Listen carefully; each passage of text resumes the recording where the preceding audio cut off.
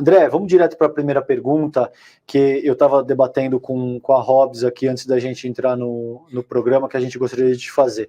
O próprio conceito do capital, né, essas ideias do campo marxiano, pressupõe uma espécie de exploração da classe trabalhadora, e é um conceito que surge para definir aí um momento histórico de transição entre o feudalismo e o capitalismo. Então, o capital, enquanto processo, seria, de acordo com essas ideias do campo marxiano, esse processo que usurpa a classe trabalhadora, deixa a classe trabalhadora com a sua força de trabalho como única mercadoria a ser vendida no sentido de fazer a manutenção da sua subsistência, e nesse processo tira mais valor daquilo que é produzido pela classe trabalhadora. Com base nisso, você acredita que o capitalismo pode ser um modo de produção que vá produzir um mundo minimamente justo para a população de forma mais ampla, ou você acredita que isso é uma proposta inviável? Não joga um balde de água fria na gente logo no começo do programa, por favor, hein? Vai!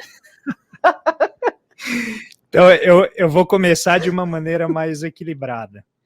Não. Não tem como. Mas eu vou qualificar para não perder a esperança de todo jeito, mas é o seguinte, é um sistema que ele não foi feito para ser justo, é um sistema que foi feito para ser viril, para ser potente, para acumular, para superar barreiras. Então ele é um modo de produção que justamente tenta direcionar o poder da invenção, né, da inovação, da tecnologia, de uma maneira sempre retroalimentar, ou seja, gerar mais inovação, mais acumulação de lucro. E para fazer isso, ele tem que concentrar os lucros na mão de poucas pessoas, porque o comando sobre esses recursos é muito importante. Então, aquela história de você ter muitos generais numa guerra não funciona. Então, em geral, você tem o topo muito concentrado e você vai abrindo a base da pirâmide conforme você vai, né, reduzindo ali os rankings, né, as patentes dentro de um exército. A ideia do capital é exatamente essa, é gerar uma hierarquia e que essa hierarquia ela diferencie quem está tomando a decisão, quem está correndo risco, e a utilização da força de trabalho das pessoas que estão na base é o elemento central, né, que garante o movimento da roda, porque as pessoas que trabalham não são as pessoas que se beneficiam diretamente do fruto do seu trabalho. Então é muito difícil um sistema que funciona assim, que tem a tendência a concentrar poder, que tem a tendência a concentrar, né, a riqueza na mão de poucas pessoas, que ele esteja olhando para a justiça. Ele está olhando muito mais por uma lógica, né, da conquista, por uma lógica de superar limites, né, exatamente o conceito de meritocracia, do que alguma noção de justiça. Então, por isso, eu acho que é muito difícil que ele tenha esse propósito, que ele sobreviva. Ele vai acabar, como ocorreu no século XX, sofrendo transformações profundas nas relações entre as pessoas, a amenizar isso. Só que aí, Calejão, é só ver, né? A gente já mexeu tantas vezes no capitalismo ao longo do século XX e a gente está batendo recordes nos países ricos de pessoas com doenças mentais, com uma série de dificuldades psicológicas e já tendo a materialidade atendida. Então, realmente é um sistema que tem muita dificuldade de persistir, né, nesse contexto de mais humanismo. Aproveitando que você falou em meritocracia, né, tem uma frase do Emicida que eu adoro, né, que diz o seguinte: não há nada mais injusto do que tratar com igualdade os desiguais. Baseado nessa frase, André, você não acredita em meritocracia, acredita? Não, a meritocracia é uma fada, né? A meritocracia é um sistema de criação semiótica que permite que as pessoas racionalizem o seu fracasso como sendo resultado do seu, né, do seu desígnio, das suas escolhas. E a meritocracia, por isso, oculta todo o conjunto de relações e instituições que geram essa concentração de riqueza, que geram a concentração de oportunidades. Então, a real meritocracia é aquela que parte de igualdade de condições e que pode produzir desigualdade de resultados. Não há nenhum problema em haver desigualdade de resultados se as pessoas estiverem conseguindo aquilo que elas precisam para viver bem, viver com dignidade, né? O que a gente está falando é um sistema que não produz o básico para as pessoas, então você tem muita pobreza, e não apenas pobreza material, mas pobreza cultural, pobreza social, pobreza de capital social, as pessoas não têm relações, né, que são nutritivas do ponto de vista da existência delas, mas gera também a concentração de riqueza no topo, e riqueza é poder, ou seja, você está concentrando as oportunidades enquanto você gera ali uma situação de muita pobreza na base. E aí quando as pessoas falam assim, não, mas o capitalismo tirou 800 milhões de pessoas da pobreza, você vai ver ali, grande parte disso é a China nos últimos 40 anos.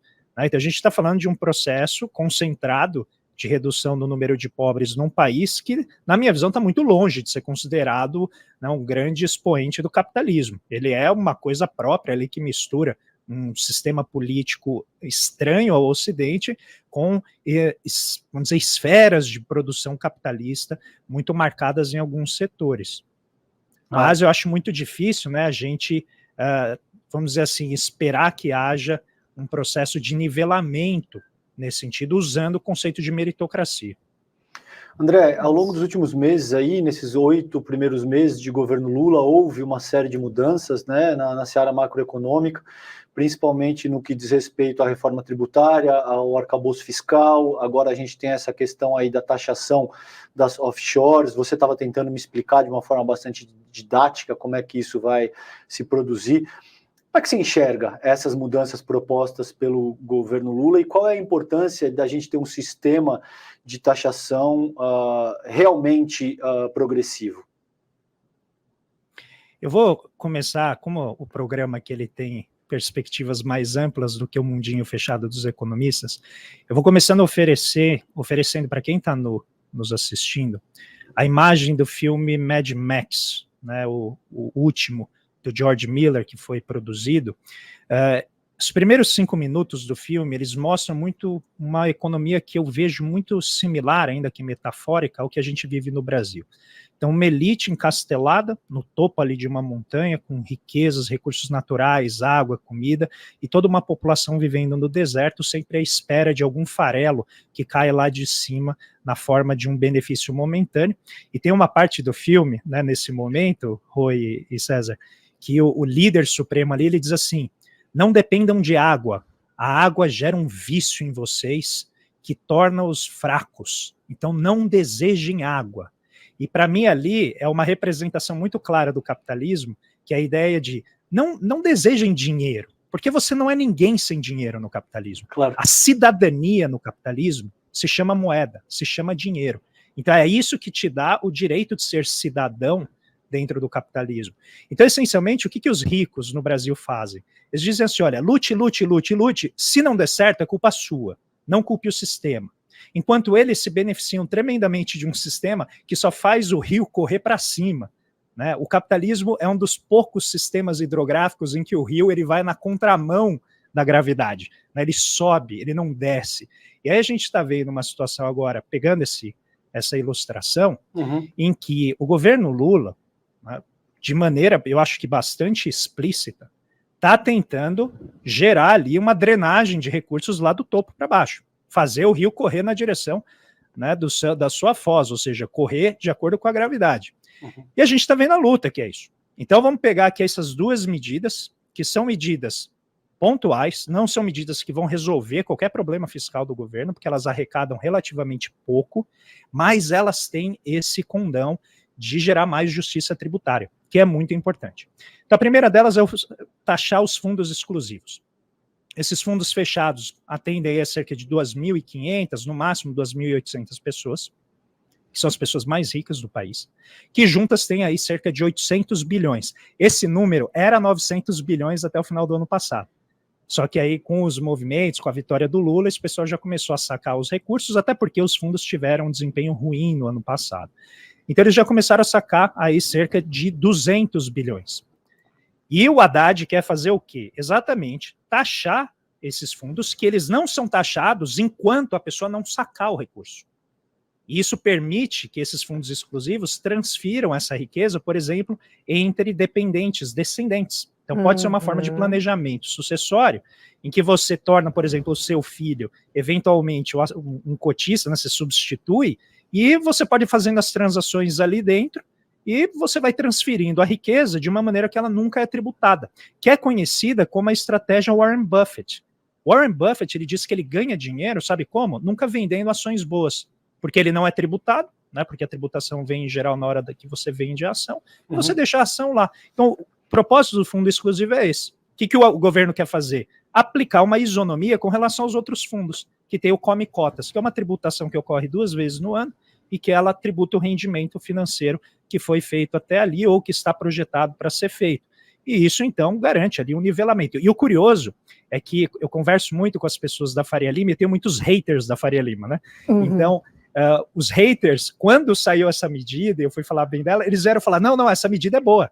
Essa medida é boa porque gera isonomia com os outros fundos. Ou seja, mesmo o pessoal da Faria Lima fica incomodado de ter 2.500 pessoas que não pagam imposto. Olha que coisa interessante. Olha o grau de proteção da plutocracia brasileira. Olha o grau de proteção dessa aristocracia financeira.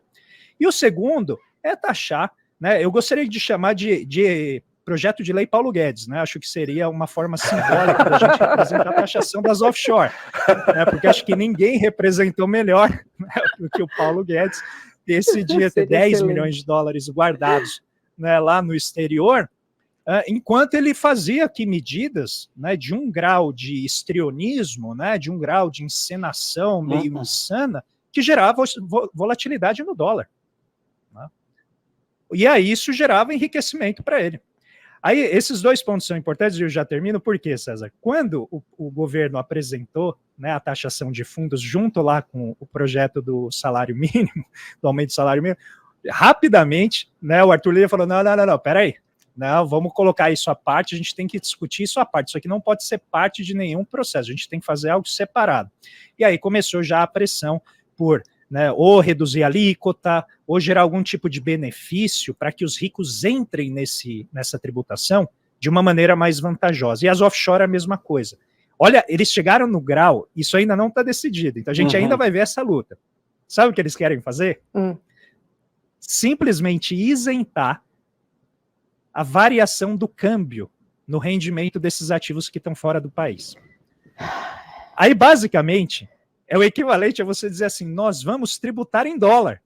Tá. Olha o grau, né, o grau do negacionismo econômico dessas pessoas, que é, obviamente, motivado financeiramente. Sim. É você taxar em dólar. Isso não existe em lugar nenhum. Se você tem um fundo cambial aqui no Brasil, que é um fundo de aplicação que ele vai gerando rendimento de acordo com a variação do câmbio, você paga tributo em cima da variação cambial, porque é a forma dele gerar rendimento. E eles estão querendo criar uma maneira de proteger essa turma endinheirada que tirou o dinheiro do país, eliminando, né, a tributação em cima da variação cambial. Então vai ter muita pedalada aqui nesse caminho, vai ter muita tentativa de aliviar, né, a tributação em cima desses super ricos, e eu acho que isso é o símbolo do quão importantes são essas medidas.